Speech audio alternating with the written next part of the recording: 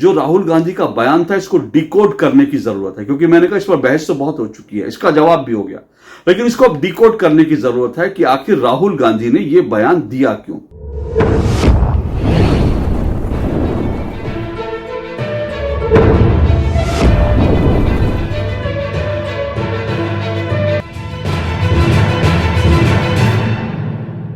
जो खुद को हिंदू कहते हैं वो 24 घंटे हिंसा फैलाते हैं।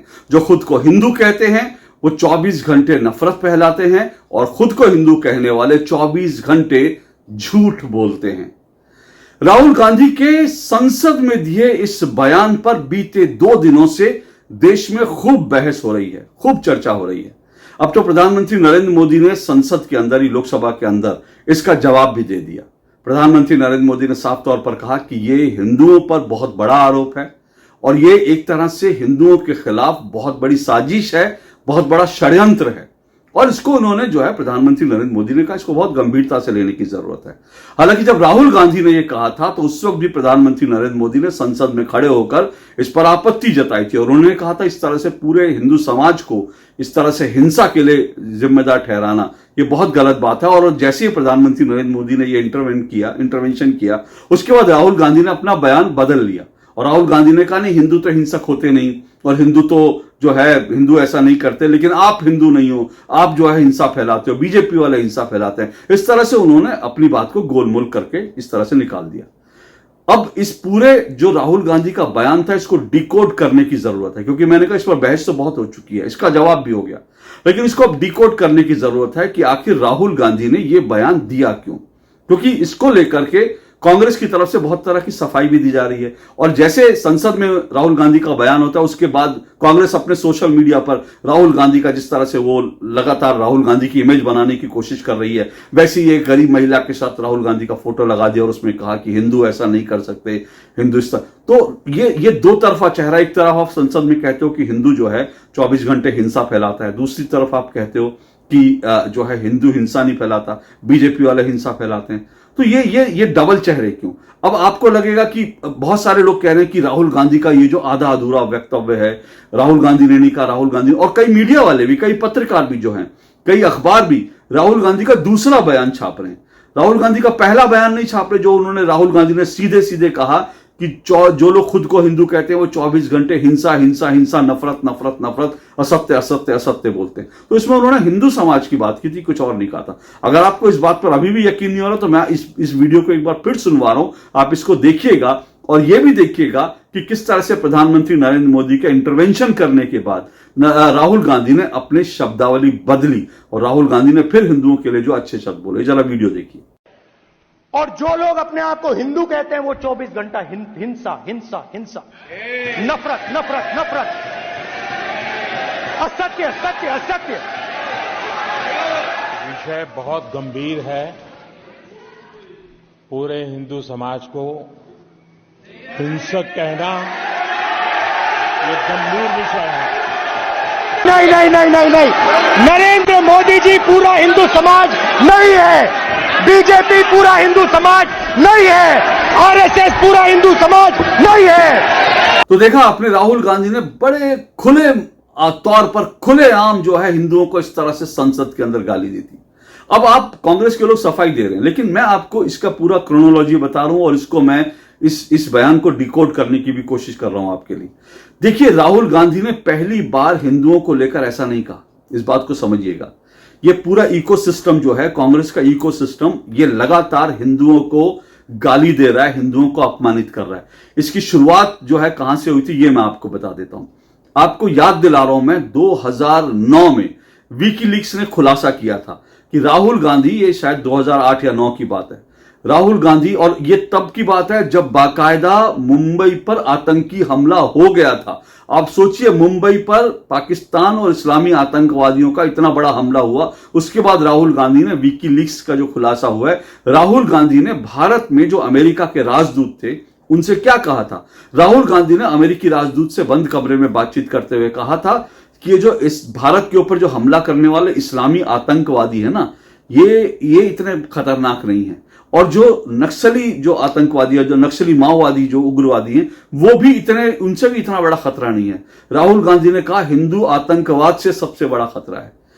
तो आप सोचिए, ये राहुल गांधी आज जो 2024 में कह रहे हैं, ये उनके दिमाग में 2008 में था कि हिंदू आतंकवाद से खतरा है, और इसीलिए यूपीए की सरकार ने, कांग्रेस की सरकार ने उसके बाद हिंदू आतंकवाद की थ्योरी गढ़ी थी। और यह भी मत भूलिए कि यही राहुल गांधी की कांग्रेस है जिसने मुंबई आतंकी हमले को आरएसएस की साजिश बताने की एक झूठी चाल चली थी, एक जो है साजिश करी थी, और ये पाकिस्तान के आतंकवादियों को बचाने की कोशिश की थी। तो ये 2008-9 से राहुल गांधी के दिमाग में था कि हिंदू आतंकवादी है, हिंदू हिंसा फैलाता है, हिंदू नफरत करता है, और इस तरह के बयान उन्होंने एक बार नहीं कई बार दिए। अब मैं फिर कह रहा हूं ये कांग्रेस का इकोसिस्टम क्या कर रहा है। और उसी समय जो है राहुल गांधी ने ये बात कही, और उसके बाद कांग्रेस का इकोसिस्टम लगातार ऐसे कर रहा है। आपको ये भी याद दिला दूं कि अमेरिका में एक बाकायदा जो है एक पूरी कॉन्फ्रेंस हुई थी एक यूनिवर्सिटी में, डिसमेंटलिंग हिंदुत्व, यानी हिंदुत्व को उखाड़ फेंको।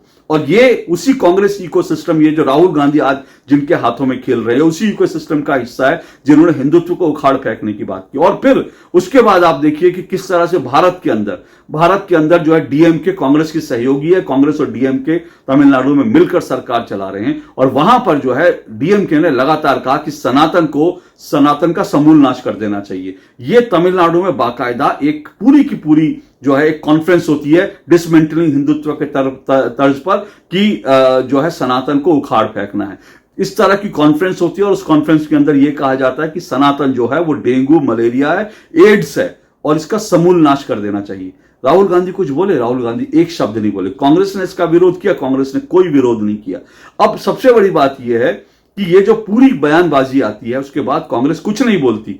सीडब्ल्यूसी में बाकायदा कांग्रेस फिलिस्तीन के समर्थन में प्रस्ताव पारित करती है, और कांग्रेस के नेता प्रियंका गांधी वाड्रा वगैरह हमास का समर्थन करते हैं। कांग्रेस हमास का समर्थन करती है, हमास के आतंकी हमलों का समर्थन करते हैं क्योंकि वो मुस्लिम है। लेकिन एक बार भी कांग्रेस ने, सीडब्ल्यूसी ने, या कांग्रेस के किसी बड़े नेता ने इसका विरोध नहीं किया कि हिंदुओं को इस तरह से सनातन को डेंगू, एड्स, मलेरिया बोलना गलत है, इसका एक बार भी विरोध नहीं किया। तो ये जो राहुल गांधी ने आज जो संसद में कहा, ये ऐसे ही नहीं कहा। इसके पीछे राहुल गांधी की पूरी जो है राहुल गांधी की पूरी तैयारी, और राहुल गांधी को इसी तरह से तैयार किया गया है कि वो हिंदुओं को लगातार गाली देते रहें। अब इसकी सफाई आप कुछ भी दीजिए, लेकिन जो सच है वो आपके सामने है। अब मैं आपको एक और घटना याद दिलाता हूं, इसी कड़ी में जोड़कर देखिएगा, आप कड़ी से कड़ी जोड़िएगा। ये तमाम चीजें जो मैंने 2008-9 की बात करी, उसके बाद बाकी सब चीजें जोड़ के देखिए। इसी समय 2017 की बात मैं आपको बता रहा। साल 2017 में एक उर्दू अखबार ने यह खबर छापी थी कि एक जो है गुजरात और बाकी चुनाव जब हो रहे थे उस समय जो है राहुल गांधी ने बंद कमरों में मुस्लिम बुद्धिजीवियों के साथ एक बैठक की। इस बैठक के अंदर राहुल गांधी ने कहा कि कांग्रेस मुसलमानों की पार्टी है। अगले दिन अखबार में छपा, उस अखबार ने छापा कि इस बैठक में राहुल गांधी ने कहा कांग्रेस मुसलमानों की पार्टी है। और इसकी जो तफसील से पूरी रिपोर्ट है, उसमें रिपोर्ट में भी लिखा कि वहां पर मुस्लिम जो समुदाय के लोग थे उन्होंने राहुल गांधी से कहा कि आप कह रहे हैं कि कांग्रेस मुसलमानों की पार्टी है, लेकिन आप तो मंदिर जाते हैं, आप भी बीजेपी की तरह मंदिर जा रहे हैं, इस तरह की बात कही। और राहुल गांधी ने वो जो अखबार की रिपोर्ट है वो ये कहती है, राहुल गांधी ने उनसे कहा कि नहीं मैं तो मस्जिद भी जाता हूं, और अब मैं आगे से ख्याल रखूंगा कि मैं मंदिर जो है इस तरह से चीजें मैं अवॉइड करने की कोशिश करूंगा।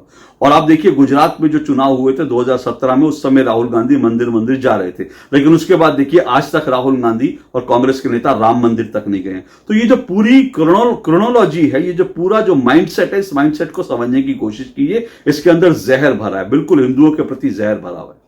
अब सवाल यह है कि इसको डिकोड करने की जरूरत है कि राहुल गांधी ने ऐसा कहा कि उससे उनको क्या फायदा मिलेगा। देखिए इसमें दो पक्ष को समझिए, दो इसमें तर्क हैं। एक पहली बात यह है कि राहुल गांधी इस चुनाव में अगर कांग्रेस पार्टी 52 से 99 सीटों तक पहुंची है तो कांग्रेस को सफलता क्यों मिली? एक तो ठीक है उसने गठबंधन इस तरह से किया था, उसको एलाइज का फायदा हुआ। दूसरी बात क्या हुई, मुस्लिम वोट पूरी तरह से कांग्रेस के पास आ गए। मैं आपको पहले भी बता चुका हूं, बदरुद्दीन अजमल जैसा मुस्लिम नेता 10 लाख वोटों से हारता है, कांग्रेस जीत जाती है धुबरी जैसी मुस्लिम बहुल सीट से।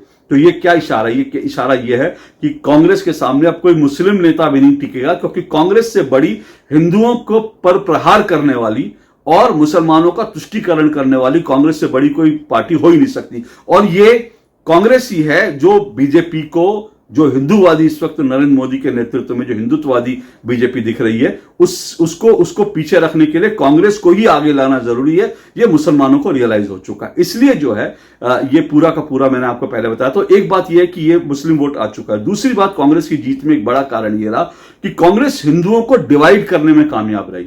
जो ओबीसी और जो दलित वोट था, वो बीजेपी का एक बड़ा हिस्सा कांग्रेस छीनने में कामयाब रही। और उसको लेकर के कांग्रेस के दो झूठ काम करे। कांग्रेस ने एक झूठ ये बोला कि बीजेपी अगर सत्ता में आएगी तो आरक्षण खत्म कर देगी, और दूसरा बोला कि संविधान खत्म हो जाएगा। ये दो झूठ जो हैं, ये कांग्रेस ने इसके लिए आपको अच्छी तरह से याद होगा कि इसको लेकर बाकायदा अमित शाह की एक जो है आर्टिफिशियल इंटेलिजेंस से एक फेक वीडियो भी तैयार कर ली गई थी। और ये जो वीडियो है, ये वीडियो जब गांव-गांव में फैलाई गई और इसके वाला इस तरह की बात है कि संविधान आरक्षण खत्म हो जाएगा, संविधान खत्म हो जाएगा, ये नीचे जो है बहुत तेजी से सर्कुलेट हो गया।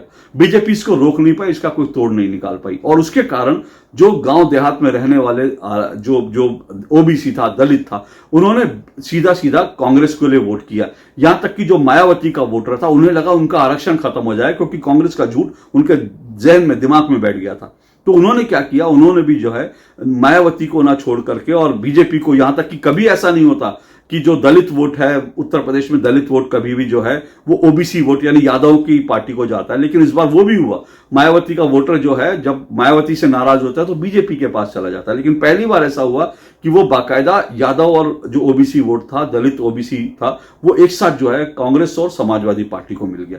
तो राहुल गांधी बड़ी चतुरता के साथ, बड़ी चालाकी के साथ और झूठ बोल करके उन्होंने हिंदुओं का बंटवारा कर दिया है, जिसको बीजेपी ने राम मंदिर बना करके, राम मंदिर मूवमेंट से एक साथ किया था। तो एक तो उनको इस बात की, लेकिन अभी भी राहुल गांधी ये जानते हैं, कांग्रेस के जो नीति निर्धारक और जो जॉर्ज सोरोस बाहर बैठा है, कांग्रेस के जो बाहर विदेशों में बैठी हुई जो ताकतें हैं, वो सब ये समझते हैं कि कांग्रेस को अगर बीजेपी को एक्चुअल में हराना है, क्योंकि बीजेपी की ताकत जो है करीब 35-37% जो हिंदू वोट है वो बीजेपी की ताकत है, इसको तोड़ना पड़ेगा। अब बीजेपी की जो 35-37% जो हिंदू वोट है, इसको आप कैसे तोड़ेंगे? इसको आप तोड़ने के लिए आप हिंदुओं को विभाजित करेंगे सेकुलर नॉन सेकुलर में। इसको आप विभाजित करेंगे, हिंसक और अहिंसावादी कहकर इन हिंदुओं को आप तोड़ेंगे।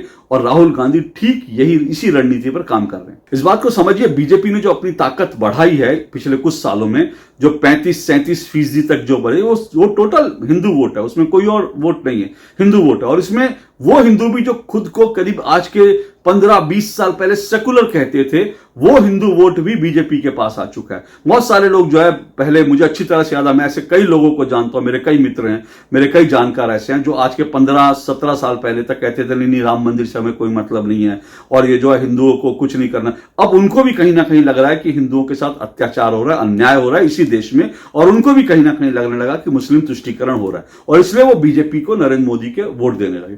अब राहुल गांधी इस रणनीति पर काम कर रहे हैं कि ये वोट तोड़ना है बीजेपी का, और इसको तोड़ने के लिए ये कहें कि हिंदुओं को कह दे हिंदू तो हिंसक होता है। तो उससे क्या हो रहा है, बहुत सारे हिंदू जो हैं आत्मग्लानि से, उनके अंदर अरे देखो हाँ हिंदू हिंसक, और बीजेपी के साथ जो हिंदू है वो हिंसक होता है। तो फिर वो आत्मग्लानि में वो वापस जो उनके अंदर सेकुलरवाद का जो कीड़ा इतने सालों से, आजादी के बाद जो नेहरू की नीतियों ने जो हमारे अंदर जो सेकुलरवाद का कीड़ा डाल दिया था ना, वो सेकुलरवाद का कीड़ा कि अकबर महान था और शाहजहां महान था और जो है औरंगजेब महान था, वो जो सेकुलरवाद का कीड़ा डाला था, वो कीड़ा फिर से कुलबुलाने लगेगा। और जैसे ही वो कीड़ा कुलबुलाएगा तो ये जो एक बड़ा हिंदू वोटर है वो बीजेपी से छिटक के कांग्रेस के पास आ जाएगा, ये सोचकर कि बीजेपी वाला हिंदू जो है वो तो हिंसक होता है और हम तो अहिंसक हैं, तो हम तो कांग्रेस को या बाकी विपक्षी पार्टियों को देंगे। तो इस तरह से हिंदुओं को बांटने की रणनीति पर कांग्रेस काम कर रही है, और यह बहुत खतरनाक रणनीति है। हिंदुओं को इसको समझना पड़ेगा। अगर आप नहीं समझेंगे तो बहुत बड़ा नुकसान होगा। क्योंकि आप देखिए, हिंदुओं के साथ इस देश में जो कुछ होता रहा है उसको लेकर के कभी भी कांग्रेस ने आवाज नहीं उठाई है। आप ये देखिए कि अभी कर्नाटक का उदाहरण हमारे सामने है। वहां पर बाकायदा जो है किस किस तरह की चीजें हुई हैं। वहां पे गाय काटने को लेकर मंत्री ने कहा गाय काटने में क्या खराब है। और वहां पर अभी जो बजट आया फरवरी में, जो कर्नाटक का बजट आया, उस बजट में सीधा 450 करोड़ रुपए हिंदुओं के मंदिरों से सरकार ने टैक्स के तौर पर कमाए हैं और 330 करोड़ रुपए ईसाई और जो मुसलमानों को उनको मस्जिद और उनके चर्च के लिए उनको दे दिए। तो हिंदुओं से पैसा लो, बाकी लोगों को दे दो, ये कांग्रेस की रणनीति रही है। हिंदू तो बेचारा, उनको लगता है कि हिंदू तो बेवकूफ है और हिंदुओं को बेवकूफ बनाया जा सकता है। तो इसी तरह से, और ये आप देखिए कि अभी पिछले हफ्ते ही जो कन्हैया लाल जो दर्जी है, जो एक टेलर मास्टर जिनका सर तन से जुदा कर दिया गया था, उस मामले में अभी पिछले हफ्ते उनकी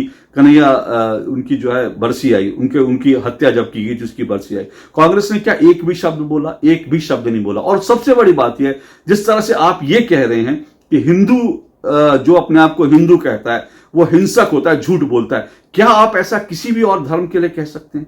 आप कह के देखिए। आप ये कह सकते हैं कि जो खुद को मुस्लिम कहते हैं वो हिंसक होते हैं, जो खुद को मुस्लिम कहते हैं वो झूठ बोलते हैं, वो नफरत फैलाते हैं? आप नहीं कह सकते। आप अगर ये कहेंगे कि मुस्लिम हिंसक होता है तो आपको वास्तव में पता चल जाएगा कि हिंसा क्या होती है।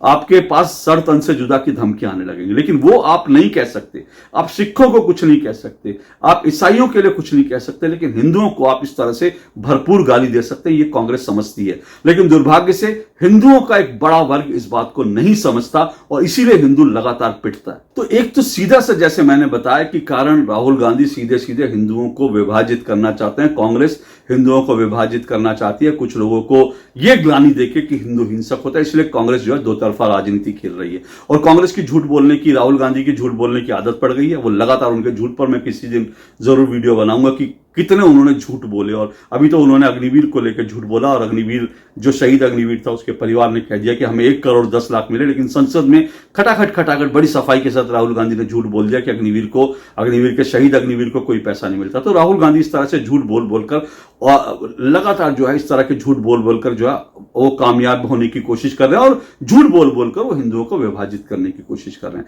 तो ये एक बात थी। दूसरी बात क्या है, जिस तरह से राहुल गांधी ने भाषण दिया, एक वर्ग यह भी मानता है, मेरी कई विश्लेषकों से बात हुई, और एक वर्ग यह भी मानता है कि राहुल गांधी इस तरह से जो कुछ रणनीति अपना रहे हैं, जिस तरह से संसद में वो लगातार कर रहे हैं, और जब प्रधानमंत्री नरेंद्र मोदी बोल रहे थे, जिस तरह से हुआ कर रहा था पूरा का पूरा विपक्ष, और राहुल गांधी का जो पहले दिन भाषण था, सोमवार को जो भाषण था, उसमें उन्होंने लगातार झूठ बोला, हिंदुओं को यह कहा कि हिंदू हिंसक होता है। तो फिर ये सारी चीजें जो है राहुल गांधी इसलिए कर रहे हैं कि वास्तव में जो है कोई ऐसी चीज हो, इसका रिएक्शन हो और हिंदू हिंसक हो जाए। और अगर कोई भी हिंसा होती है, अगर कुछ भी हिंसा होती है, बीजेपी के लोग हिंसक हो जाएं, और कोई भी हिंसा, संसद में कोई सांसद गुस्सा हो, क्योंकि मुझे तो बहुत गुस्सा आया, एक हिंदू होने के नाते मुझे बड़ा गुस्सा आया कि हिंदुओं को इस तरह से गाली दी जा रही है संसद में बैठ करके, और कोई इस पर कुछ नहीं बोल रहा। तो ऐसे बहुत सारे लोग हो सकते हैं, जो हो सकता है अति जो है गुस्से में आकर, ज्यादा उत्साह में आकर, ज्यादा गुस्से में आकर कुछ तरह का रिएक्शन कर दे। और राहुल गांधी यही चाह रहे हैं कि शायद पूरा इकोसिस्टम का एक पूरी रणनीति है कि इस देश में हिंसा हो।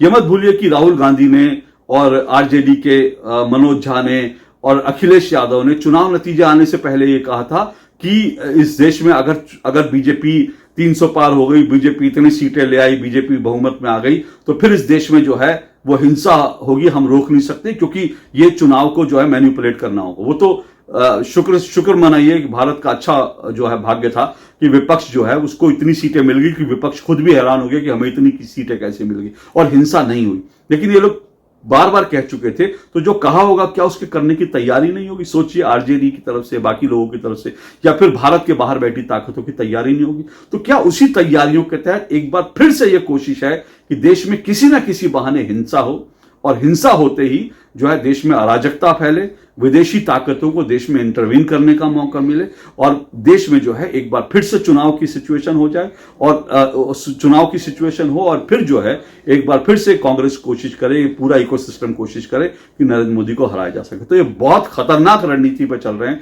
और सबसे बड़ी बात यह कि अभी इनके पास पूरे 5 साल हैं, और संसद से लेकर सड़क तक इस तरह की लगातार कोशिश करेंगे। और ये अब सरकार की जिम्मेदारी है, और नरेंद्र मोदी किस तरह से काम करते हैं ये उनकी समझ के ऊपर है कि वो इससे निपटने के लिए क्या करते हैं। और भारत का, मैं कहूंगा, भगवान राम का आशीर्वाद भारत पर बना रहे, ये बड़ा जरूरी है, क्योंकि इनकी जो साजिशें, इनके जो षड्यंत्र हैं वो बहुत खतरनाक है, ये तो साफ तौर पे दिख रहा है। और अंत में सिर्फ इतना ही कहूंगा, अगर हिंदू हो तो कम से कम बटो नहीं, अपने आप को पहचानो, और इस तरह के बयानों से, इस तरह के बयानों का प्रतिकार करो, और बटकर जो है आपको नहीं रहना। बाकी तमाम लोगों को देख लीजिए किस तरह से एकजुट होकर वोट करते हैं, लेकिन हिंदू किस तरह से बढ़ जाते हैं, उसके कारण कितना नुकसान हो रहा है यह आपको समझ में आना चाहिए। नहीं समझ में आएंगे तो फिर इसका परिणाम भुगतना पड़ेगा। पहले भी हम भुगत चुके हैं। पहले हमारे पास ऊपर जो है विदेशी आक्रमणकारी मुगल आए, मुगलों ने राज किया, फिर अंग्रेज आए, इसीलिए क्योंकि हम हिंदू बट गए थे और हमारे अंदर गद्दार पैदा हो गए थे। बाकी आपको तय करना है, क्योंकि ये देश अकेले अशोक श्रीवास्तव का नहीं, आपका भी देश है। आप अकेले, मैं हिंदू नहीं, आप भी हिंदू हैं। आप सबको मिलकर तय करना है कि आप इसका प्रतिकार कैसे करेंगे और इसके खिलाफ आप किस तरह की रणनीति पर काम करेंगे। आज के लिए इतना ही। नमस्कार।